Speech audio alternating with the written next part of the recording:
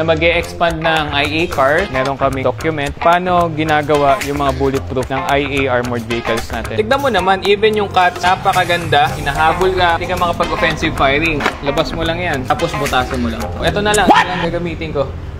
So, ayan.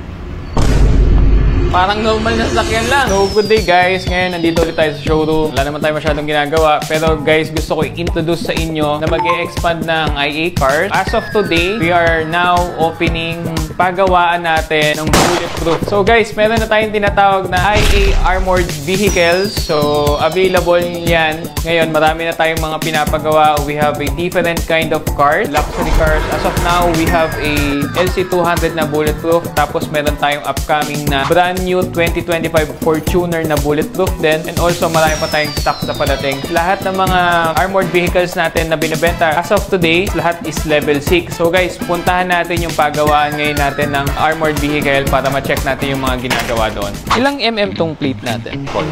4.5. Naglalagay din ba kayo ng foam sa loob? Yung foam para hindi maingay. Kasi iba maingay, ano? Maganda yung parang may insulator na foam para iwas ano. So guys, we're here in our shop. So, ito, on process sa shop for ceiling na to. So, inuuna muna tong sa flooring side natin. And after that, yung mga sides natin. Firewall also. Tapos itong ceiling natin. So, guys, we use a 6mm ballistic steel yun for level 6. Wini-welding nyo sa... Pero naka-bolt lang siya. Lagay ng hinge. Kasi ayoko yung dito wini-welding eh. Hindi. Naka-bolt talaga sila, no? Yung iba doon dito wini-welding. So, guys, ito yung nakalagay sa pinto natin. 6mm na steel to. Even a rifle, hindi siya pwedeng mag-penetrate. Baliwala lang, kuya, no? Tapos, ang tires natin, naka-run flat yung tires natin. Run flat insert. So, mas maganda yun, lalo na talagang merong ambush or merong nangyaring emergency. Makakatakbo pa kayo. Ano yan, kuya? Tinakpan nyo na yung bintana? Puputulan ba? Akala ko tinakpan nyo na. Yan ang kailangan perfect, no? Yung dun sa mga claddings niya. Yung pangit tignan pag hindi perfect yung lapat. So, ayun guys, antayin lang natin ito mabuo. Soon, ipopost namin na naka-for sale na siya. Papakita namin din yung before and after. Also, maganda dito, meron kaming document or procedure paano ginagawa yung mga bulletproof ng IA armored vehicles natin. So guys, abangan nyo. Malapit na tumatapos. Magbi-video lang tayo.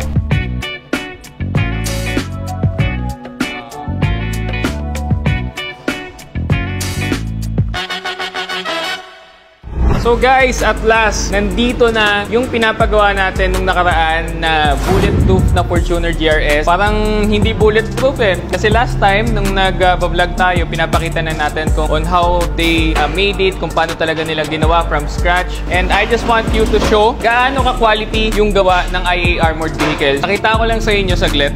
Pansinin nyo guys, yung salamin natin, hindi mo masasabing parang siyang bulletproof. Even nakapal siya dito. Tignan mo naman, even yung cut, napakaganda. Parang stock pa rin yung mga parts na ginamit sa kanya. And ito yung bullet catcher natin. Naka-leather siya. Talagang sa team ng sasakyan kasi ang loob nito more on black talaga interior niya. So kung makikita mo dito, napakaganda.